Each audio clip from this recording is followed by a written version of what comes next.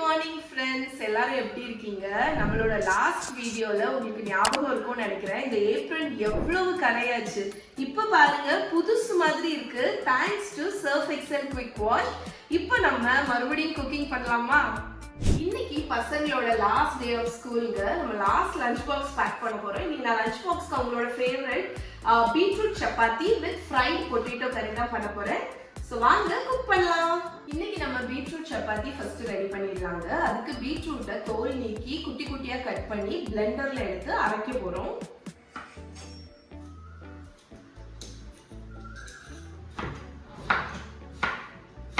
So பீட்ரூட்டை பிளெண்டர்ல சேர்த்துட்டு தண்ணி ஊற்றி நல்லா ஸ்மூத்தா அரைச்சு எடுத்துருங்க. எனக்கு தெரியுங்க இப்படிதான் நடக்கும்னு, பட் கவலை இல்லை. சர்ஃப் எக்ஸல் உள்ளே பீட்ரூட் ஸ்டெயின்ஸ் வெளியே.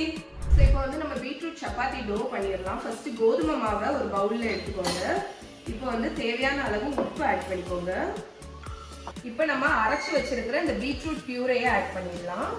ஆட் பண்ணி இதை வந்து நல்ல ஒரு சாஃப்டான சப்பாத்தி டோ மாதிரி பிசைஞ்சிடலாம்.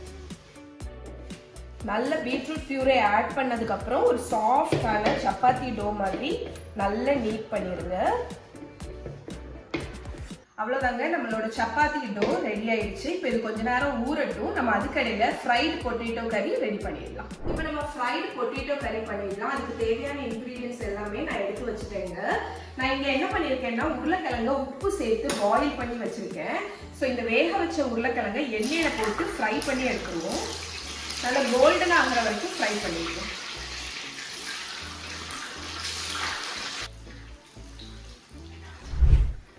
ஓகே, நம்மளோட பொட்டேட்டோஸ் வந்து நல்லா ஃப்ரை ஆயாச்சுங்க.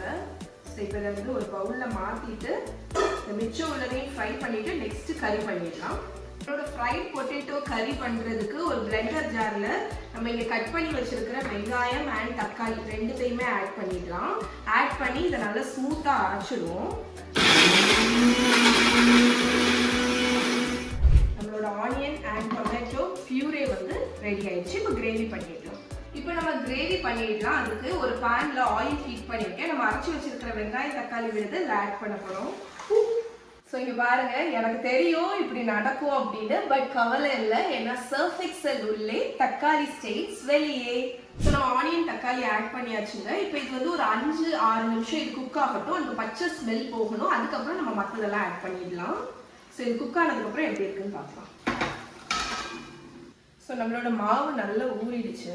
இப்போ நம்ம வந்து பீட்ரூட் சப்பாத்தி வந்து திறக்கலாம். கொஞ்சமாக மாவு எடுத்து நம்ம எப்படி நார்மலாக சப்பாத்தி போடுவோமோ அது மாதிரி.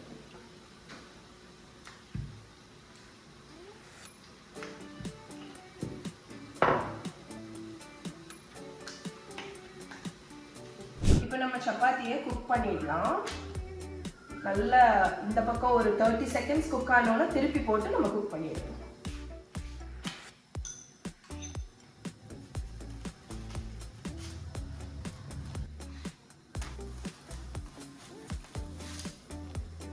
இப்போ நம்மளோட வெங்காயம் தக்காளி நல்லா ரா ஸ்மெல் போகிற வரைக்கும் வதங்கியாச்சு. இப்போ இதில் இஞ்சி பூண்டு பேஸ்ட் ஆட் பண்ணிடுங்க. கூடவே 2 பச்சை மிளகா, 1/2 டீஸ்பூன் மஞ்சத்தூள், 2 டீஸ்பூன் கொத்தமல்லி பொடி, 2 teaspoon Kashmiri chilli powder. So இதையும் ஒரு 2 மினிட்ஸ் நல்லா வதக்கிடலாம். ஸோ நம்மளோட ஆனியன் டொமேட்டோ நல்லா வதங்கியாச்சு. இப்போ கிரேவிக்கு தேவையான தண்ணி ஊற்றிடலாம். தண்ணி ஊற்றிட்டு இது ஒரு கொதி வரட்டும். கிரேவி வந்து கொதிக்க ஆரம்பிச்சிருச்சு. இந்த டைமில் கிரேவிக்கு தேவையான அளவு உப்பு ஆட் பண்ணிடுங்க. கூடவே 1 டீஸ்பூன் ஜாகரி நம்ம எதுக்கு ஆட் பண்ணுறோம்னா பேலன்ஸ் பண்ணுறதுக்கு டேஸ்ட்டை. இது பாருங்க, நம்மளோட பொட்டேட்டோ எவ்வளோ கிறிஸ்பியாக கோல்டனாக ஃப்ரை ஆகிருக்குன்னு. இந்த ஃப்ரைடு பொட்டேட்டோவை இப்போ இந்த கிரேவியில் நம்ம ஆட் பண்ண போகிறோம். ஆட் பண்ணி லைட்டாக மிக்ஸ் பண்ணி ஒரு 2 to 3 மினிட்ஸ் இது வந்து லோ ஃப்ளேமில் கொதிக்கட்டும். கொதிச்சதுக்கப்புறம் நெக்ஸ்ட் ஸ்டெப் என்னன்னு பார்க்கலாம். நம்மளோட ஃப்ரைட் பொட்டேட்டோ கறி 2-3 மினிட்ஸ் லோ ஃப்ளேமில் இருந்துச்சுங்க. இப்போ ஃபைனல் இன்க்ரீடியன்ட் ஒரு 1/2 டீஸ்பூன் கரம் மசாலா தூள் சேர்த்து நல்லா மிக்ஸ் பண்ணி அடுப்பு அணைச்சிடலாம். அவ்வளோதான், நம்மளோட ஃப்ரைட் பொட்டேட்டோ கிரேவிக்கு தக்கன தண்ணி ஊற்றி கொதிக்க வச்சு இறக்கியாச்சுங்க.